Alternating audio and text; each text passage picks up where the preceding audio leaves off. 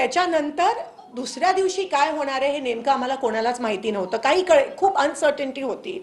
मी असं ऐकलं की त्या ठिकाणी आदरणीय गृहमंत्री आणि सेक्रेटरी जनरलचं थोडीसं वादावाद पण झाली, कारण का त्यांना लिस्ट ऑफ बिझनेसमध्ये थोडंसं काहीतरी अनकॉन्स्टिट्युशनल करायचं होतं.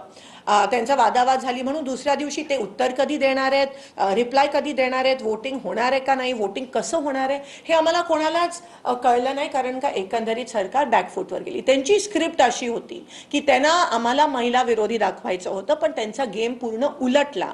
कारण का आज तुम्ही बघताय त्यांचं कालचं भाषण, पहिल्यांदा असं झालं असेल की मोदीजींच्या कालच्या भाषणाच्या खाली जर तुम्ही कमेंट्स वाचले आणि जेन्युइन अकाउंट्स होते, एप्रिल 17, 2026ला क्रिएट झालेले अकाउंट्स नव्हते, जेन्युइन अकाउंट्स होते जे 21चे असतील, 22चे असतील. त्यांना इतकं ट्रोल करतायत कारण का त्यांची ही पूर्ण जी स्ट्रॅटेजी होती ती बॅकफायर झाली, बूमरँग झाली आणि फेल झाली ही स्ट्रॅटेजी. तुम्ही अजून किती महिलांचा वापर करणार आहात? तुमची हिंमत असती तर तुम्ही 24 मध्ये लागू केलं असतं. ते 23 मध्ये पारित करून 24 मध्ये एक्झिस्टिंग 543 मध्ये तुम्ही का लागू करत नाही?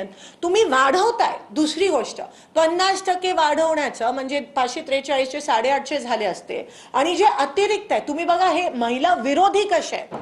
महिलांचा वापर एकीकडे करताय तुम्ही, इलेक्शनच्या वेळेस महिला बिलाचं नावाखाली, डिलिमिटेशनच्या नावाखाली तुम्ही हे करताय. आणि दुसरी गोष्ट म्हणजे तुम्ही किती महिला विरोधी आहात हे ह्याच्यावरून कळतं की तुम्हाला सीट्स वाढवून महिलांना आरक्षण द्यायचं. आरक्षण केव्हा म्हणतात? जेव्हा एक्झिस्टिंग सीट्समध्ये जेव्हा तुम्हाला जागा आरक्षित होतात तेव्हा त्याला आरक्षण म्हणतात. इथे तुम्ही तुमच्या बाहुबलींना, तुमच्या गुंडांना, सगळ्यांना मजबूत करताय, वाढवताय सीट्स आणि त्या वाढीव अतिरिक्त सीट्समध्ये तुम्ही महिलांना आरक्षण देताय. म्हणजे ह्याचा अर्थ तुम्हाला महिलांना आरक्षणच द्यायचं नाही आहे. तुम्हाला द्यायचं असतं तर तुम्ही 24 मध्ये दिलं असतं. तुम्हाला द्यायचं असतं तुम्ही अजूनही एक्झिस्टिंग मध्ये पुढच्या 2029ला तुम्ही दिलं असतं. एक्झिस्टिंग 543 तुम्ही 50% कोणत्या बेसिसवर? रॅन्डम नंबर, विश्वगुरूंना वाटलं म्हणून त्यांनी 50% घेतलं. बरं, दुसरी गोष्ट मान्य करतो डिलिमिटेशनची गरज आहे. आम्हाला पण वाटतं डिलिमिटेशनची गरज आहे, पण डिलिमिटेशनची पद्धत असते. एक तर डिलिमिटेशन का होतं? जेव्हा लोकसंख्या वाढते. आम्ही सगळे लोकप्रतिनिधी राहिलो आहोत, लोकसंख्या वाढते. जर लोकसंख्या वाढली तर तुम्हाला नाही वाटत की तुम्ही फ्रेश सेन्ससची आकडेवारी घ्यायला पाहिजे होती? तुम्ही 2011ची सेन्ससची आकडेवारी घेताय, त्याच्यावर तुम्ही 50% टाकताय आणि सेन्सस न करता तुम्ही डिलिमिटेशन करता आणि हे 50% रॅन्डम. मग तुम्ही ऑन रेकॉर्ड म्हणताय की सेन्सस चालू आहे, कास्ट सेन्सस चालू आहे. रजिस्ट्रार पण म्हणाले की 6 महिन्यात डिजिटल सेन्सस असल्यामुळे आम्ही तुम्हाला 6 महिन्यात ती माहिती उपलब्ध पण करून देतो, अवेलेबल पण करून देतो. पण नाही, ह्यांना घाई लागली नाही, कारण का 2 निवडणुका आहेत. एवढ्या त्यांच्यासाठी निवडणुकाच महत्त्वाच्या असतात, देशाची अखंडता महत्त्वाची नसते. हे एवढं अनकॉन्स्टिट्युशनल आहे की हे पूर्ण नॉर्थ साऊथ ब्रेकअप करणार आहे, डिवाइड करणार आहे आणि असंवैधानिक पद्धतीने हे बिल पास करण्याचा अतिशय खालचा असा प्रयत्न अमित शहाजी आणि मोदीजींनी केला, ह्या सत्ताधारींनी केला. एवढंच नाही, पण त्यांच्यात कुजबूज होती हे बिल त्यांचं डिफीट झाल्यानंतर की पता था की गिरने वाला है तो लाया ही क्यों. एवढी मोठी एम्बॅरेसमेंट गव्हर्नमेंट सत्ताधाऱ्यांना झाली आणि म्हणून त्यांचा पूर्णपणे फेलियर आहे, त्यांचा पूर्णपणे डिफीट आहे. महिलांना नेहमीप्रमाणे पुढे करून हे डिलिमिटेशन बिल पारित करण्याचा अतिशय घाणेरडा असा प्रयोग मोदीजी, अमित शहाजी आणि पूर्ण बीजेपी करत होते. ते बॅकफूटवर गेलेत आणि म्हणून हे जे आज तुम्हाला दिसतंय, मुख्यमंत्री प्रेस कॉन्फरन्स घेत आहेत, इतर सगळे, मोदीजींनी काल खूप म्हणजे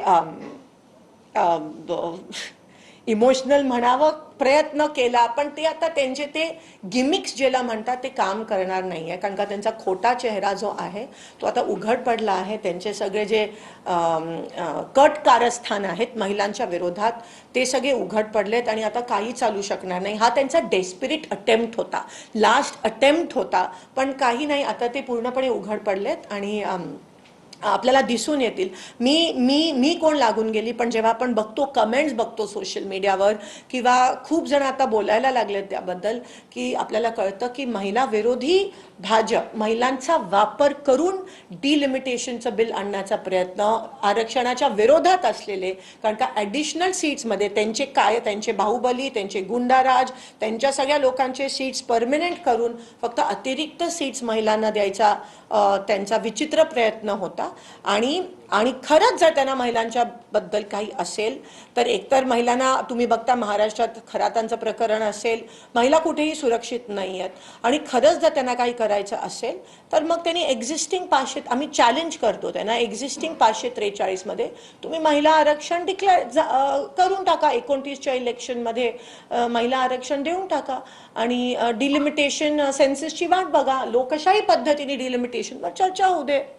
पण हे जे तुम्ही देशाची अखंडता, देशाची एकंदरीत जी युनिटी आहे ती तुम्ही खराब करण्याचा विचित्र घाणेरडा प्रयत्न आजपर्यंत कोणी केला नसेल. आणि फक्त 2 इलेक्शनसाठी, म्हणजे तुम्ही बघा काल पण नॅशनल प्लॅटफॉर्मवर येतात, काँग्रेसचं नाव 50 वेळा घेतात, कमीत कमी 50 वेळा घेतात.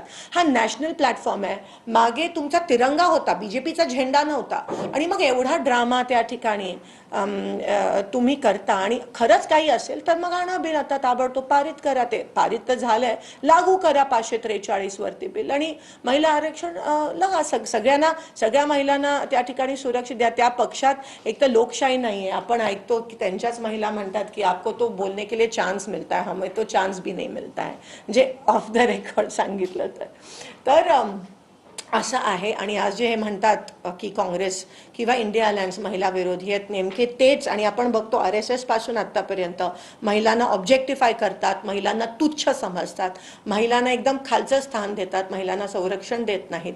आणि नेमकं सगळ्यांना माहिती आहे की कोण महिला विरोधी आहे आणि कशा प्रकारे महिलांचा वापर करून, महिलांच्या नावाखाली महिलांच्या भावनेशी खेळून तुम्ही डिलिमिटेशन बिल स्वतःच्या फायद्यासाठी, जिकडे तुमची सत्ता आहे, ज्या राज्यात तुमची सत्ता आहे तिकडे तो 50% फॉर्म्युला फायदेमंद ठरणार आहे, जिकडे तुमची सत्ता नाही आहे तिथे तो फायदेमंद ठरणार नाही आहे. आणि म्हणून येणाऱ्या अनेक वर्ष आमचंच राज्य असेल, आमचीच हिटलरशाही असेल, ह्या दृष्टिकोनातून, ह्या उद्देशाने तुम्ही ते बिल आणण्याचा वाईट प्रयत्न केला. त्याचा मी निषेध करते आणि महिला विरोधी भाजपचा पण निषेध करते. या ठिकाणी शोभाताई. नमस्कार.